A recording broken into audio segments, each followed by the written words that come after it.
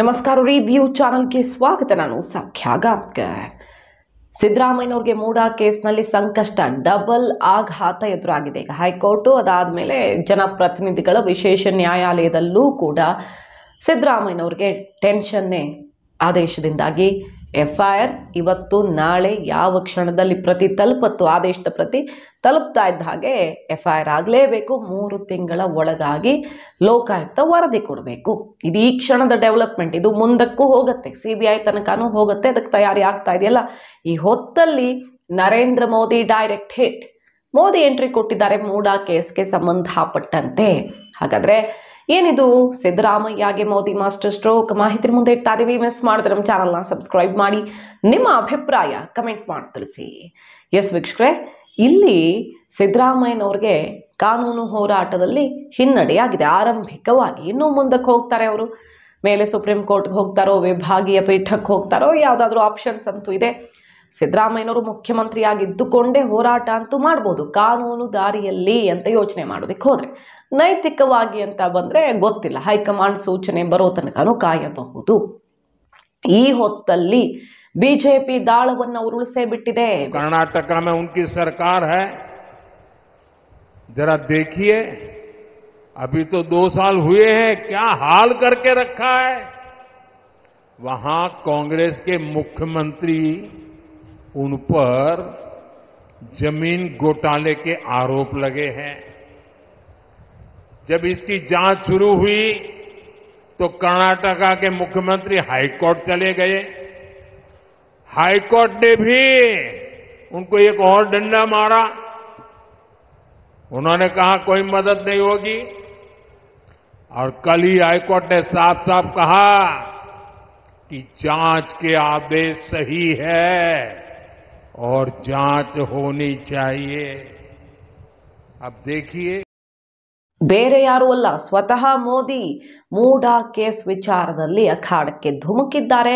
ಕಾಂಗ್ರೆಸ್ಗೆ ತಿರುಗೇಟನ್ನು ಕೊಟ್ಟಿರೋದು ಮತ್ತು ವಿವಿಧ ರಾಜ್ಯಗಳಲ್ಲಿ ಎಲೆಕ್ಷನ್ ಹೊಸ್ತಿಲಲ್ಲಿದೆಯಲ್ಲ, ಜಮ್ಮು ಕಾಶ್ಮೀರ, ಹರಿಯಾಣ, ಜಾರ್ಖಂಡ್, ಮಹಾರಾಷ್ಟ್ರದಲ್ಲಂತೂ ತುಂಬ ಇಂಪಾರ್ಟೆಂಟ್ ದೊಡ್ಡ ರಾಜ್ಯ. ಕರ್ನಾಟಕಕ್ಕಂತೂ ಪಕ್ಕದ ರಾಜ್ಯವೂ ಹೌದು. ಅದು ಬಿಜೆಪಿ ಕಾಂಗ್ರೆಸ್ ಇಬ್ಬರಿಗೂ ಬಹಳ ಬಹಳ ಪ್ರತಿಷ್ಠೆಯ ಚುನಾವಣೆ ಮಹಾರಾಷ್ಟ್ರದ್ದು. ಇದೆಲ್ಲದರ ಹೊಸ್ತಿಲಲ್ಲಿ ಮೂಢಾಸ್ತ್ರವನ್ನು ಮೋದಿಯೇ ಕೈಗೆತ್ತಿಕೊಂಡಿದ್ದಾರೆ ಅನ್ನೋದು ಕುತೂಹಲಕಾರಿ ಬೆಳವಣಿಗೆ.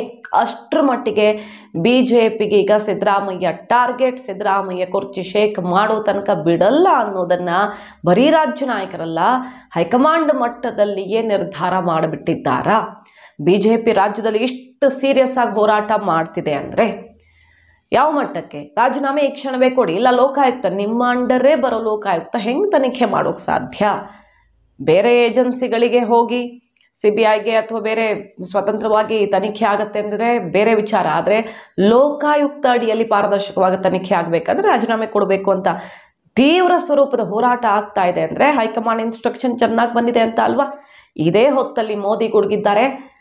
ನೋಡಿ, ಕರ್ನಾಟಕದಲ್ಲಿ ಏನಾಗ್ತಿದೆ, 2 ವರ್ಷನೂ ಕಂಪ್ಲೀಟ್ ಆಗಿಲ್ಲ ಸಿದ್ದರಾಮಯ್ಯ ಸರ್ಕಾರ ಬಂದು, ಕಾಂಗ್ರೆಸ್ ಸರ್ಕಾರ ಬಂದು. ಆದರೆ ಏನಾಗಿದೆ ಪರಿಸ್ಥಿತಿ? ಈ ರೀತಿ ಭೂ ಹಗರಣದಲ್ಲಿ ಸಿಲುಕಿಕೊಂಡಿದ್ದಾರೆ. ಆರೋಪ, ಗಂಭೀರವಾದ ಆರೋಪವನ್ನು ಹೊತ್ತಿದ್ದಾರೆ. ಈಗ ರಾಜ್ಯಪಾಲರ ಅನುಮತಿ ಕೊಟ್ಟರೆ ಅದನ್ನೇ ಪ್ರಶ್ನೆ ಮಾಡಿ ಹೈಕೋರ್ಟ್ಗೆ ಹೋದರು. ಹೈಕೋರ್ಟಲ್ಲೂ ಈಗ ಛೀಮಾರಿ ಹಾಕಿಸ್ಕೊಂಡಿದ್ದಾರೆ. ಸೊ ಯಾವುದೇ ಕ್ಷಣದಲ್ಲಿ ಏನು ಬೇಕಾದರೂ ಆಗಬಹುದಾದಂಥ ಒಂದು ದೊಡ್ಡ ಆರೋಪವನ್ನು ಎದುರಿಸ್ತಿದ್ದಾರೆ ಸಿದ್ದರಾಮಯ್ಯ. ಇಂತಹ ಸರ್ಕಾರ, ಇಂತಹ ಕಾಂಗ್ರೆಸ್ ಸರ್ಕಾರ ನಿಮಗೆ ಬೇಕಾ? ಹರಿಯಾಣದಲ್ಲಿ ಇಂಥ ಪಕ್ಷ ಅಧಿಕಾರಕ್ಕೆ ಬರಬೇಕಾ? ಯೋಚನೆ ಮಾಡಿ ಅಂತ ಎಲೆಕ್ಷನ್ ಪ್ರಚಾರದ ಅಖಾಡದಲ್ಲಿ ಸಿದ್ದರಾಮಯ್ಯ ವಿರುದ್ಧ ಬ್ರಹ್ಮಾಸ್ತ್ರವನ್ನ, ಮೂಢಾಸ್ತ್ರವನ್ನ ಪ್ರಯೋಗ ಮಾಡಿದ್ದಾರೆ. ಸಿದ್ದರಾಮಯ್ಯನವರ ಹೆಸರನ್ನ ಈಗ ಬಿಜೆಪಿ ಎಲೆಕ್ಷನ್ ಪ್ರಚಾರಗಳಲ್ಲಿ ಹೇಗೆ ಬಳಸ್ಕೊಳ್ಳಿದೆ ಅನ್ನೋದಕ್ಕೆ ಇದು ಟ್ರೇಲರ್. ಹೋದಲ್ಲಿ ಬಂದಲ್ಲಿ ಸಿದ್ದರಾಮಯ್ಯನವರು ಪಕ್ಷಕ್ಕೆ ಕಳಂಕ ಅನ್ನೋ ರೀತಿ ಎಲ್ಲ ಕಡೆ ಜನರ ಮುಂದೆ ಇಡ್ತಾ ಹೋದರೆ ಕೈಗೆ ಸಂಕಷ್ಟ ಎದುರಾಗತ್ತೆ. ಆಗ ಪ್ರತಿಪಕ್ಷವಾಗಿ, ನೈತಿಕವಾಗಿ ಆಡಳಿತ ಪಕ್ಷ ತರಾಟೆಗೆ ತಗೊಳ್ಳೋದಕ್ಕೆ ಅವಕಾಶವೇ ಇರಲ್ಲ. FIR ಆಗಿರುವಂತಹ ಒಂದು ಕೇಸ್ನಲ್ಲಿ ಸಿಕ್ಕಾಕ್ಕೊಂಡಿರುವಂತಹ ಸಿದ್ದರಾಮಯ್ಯನವರು ಹೈಕೋರ್ಟ್ ಆದೇಶ ಆಗಿ ಇಷ್ಟೆಲ್ಲ ದೂರ ಬಂದಿರೋವಾಗ CBIಗೆ ಹೋಗ್ಬಿಟ್ರಂತೂ ಇನ್ನೂ ಸೀರಿಯಸ್ ಆಯಿತು. ಇಷ್ಟೆಲ್ಲ ಆಗ್ತಿರುವಾಗ ರಾಜೀನಾಮೆ ಕೊಡದೆ ಅಧಿಕಾರ ನಡೆಸ್ತಾ ಇದ್ದಾರೆ ನೋಡಿ ಅಂತ ಎಲೆಕ್ಷನ್ನಲ್ಲಿ ಪ್ರಹಾರ ಮಾಡೋದಕ್ಕೆ ಶುರು ಆಗೇ ಬಿಡ್ತು. ಮುಂದೆ CBIಗೆ ಹೋದ್ರಂತೂ ಇನ್ನೂ ಸೀರಿಯಸ್ ಆಗಿಬಿಡುತ್ತೆ.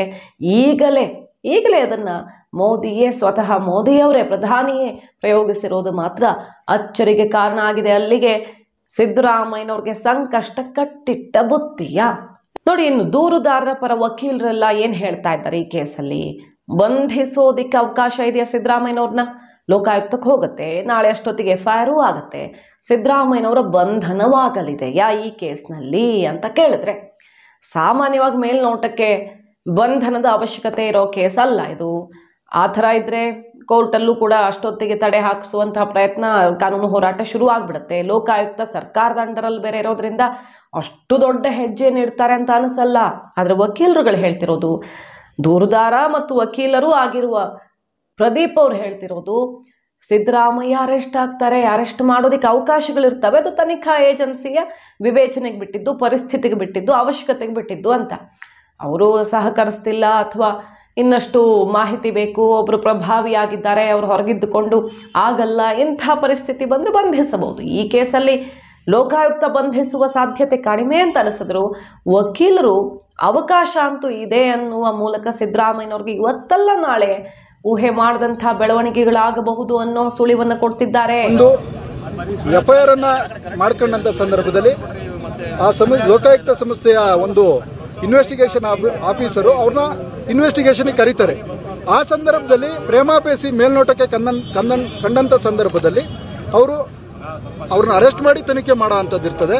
ಹಾಗಾಗಿ ಅದಕ್ಕೆ ನಾನು ಹೇಳಿದೆ, ಇಲ್ಲಿ ಮಾನ್ಯ ಮುಖ್ಯಮಂತ್ರಿಗಳು ರಾಜೀನಾಮೆನ ಕೊಟ್ಟು ತನಿಖೆಯಲ್ಲಿ ಪಾಲ್ಗೊಂಡ್ರೆ ಬಹಳ ಒಂದು ಉತ್ತಮ ಅಂತಕ್ಕಂಥದ್ದು. ಆಚೆ ಹೋಗ್ಬೋದು, ಇನ್ವೆಸ್ಟಿಗೇಷನ್ ಕೋಪರೇಟ್ ಮಾಡದೇ ಇರ್ಬೋದು, ಆ ಕಾರಣಕ್ಕೆ ಅವ್ರನ್ನ ಅರೆಸ್ಟ್ ಮಾಡ್ಬೋದು. ಹಾಗಾಗಿ ಯಾವ ಸಂದರ್ಭದಲ್ಲಿ ಯಾವ ಗಳಿಗೆನಲ್ಲಿ ಏನ್ ಬೇಕಾದ್ರೂ ಆಗ್ಬೋದು. ಎಲ್ಲ ಅಷ್ಟೇ ಅಲ್ಲ, ಸ್ನೇಹಮಯಿ ಕೃಷ್ಣ ಅವರು ತಮ್ಮ ನಿರ್ಧಾರ ತಿಳಿಸೇ ಬಿಟ್ಟಿದ್ದಾರೆ. ಕೆಳ ನ್ಯಾಯಾಲಯ, ವಿಶೇಷ ನ್ಯಾಯಾಲಯ ತಮ್ಮ ವ್ಯಾಪ್ತಿಯಲ್ಲಿ ಏನು ಬರುತ್ತೋ ಅದನ್ನ ಕೊಟ್ಟಿದೆ. ಅಂದ್ರೆ ಲೋಕಾಯುಕ್ತಕ್ಕೆ ಕೊಡೋದಕ್ಕೆ ಅವಕಾಶ ಇದೆ, ಕೊಟ್ಟಿದೆ. CBIಗೆ ಕೆಳ ನ್ಯಾಯಾಲಯ ಒಪ್ಸೋಕ್ಕಾಗಲ್ಲ, ಅವ್ರ ವ್ಯಾಪ್ತಿಗೆ ಬರಲ್ಲ. ಹಾಗಾಗಿ ನಾವೀಗ ಹೈಕೋರ್ಟ್ ಮೊರೆ ಹೋಗ್ತಾ ಇದ್ದೀವಿ. ಇವತ್ತು ನಾಳೆ ಅಷ್ಟೊತ್ತಿಗೆ ಅರ್ಜಿ ಹಾಕೋದಕ್ಕೆ ತಯಾರಿ ಮಾಡಿಕೊಂಡು ಯಾವುದೇ ಕ್ಷಣದಲ್ಲಿ, ಬಹಳ ಕಡಿಮೆ ಟೈಮಲ್ಲೇ ಇದು CBIಗೆ ಹೋಗ್ಬೋದು ಈ ಕೇಸು. ಯಾಕಂದ್ರೆ ಸ್ವತಂತ್ರವಾಗಿ ತನಿಖೆ ನಡಿಬೇಕು.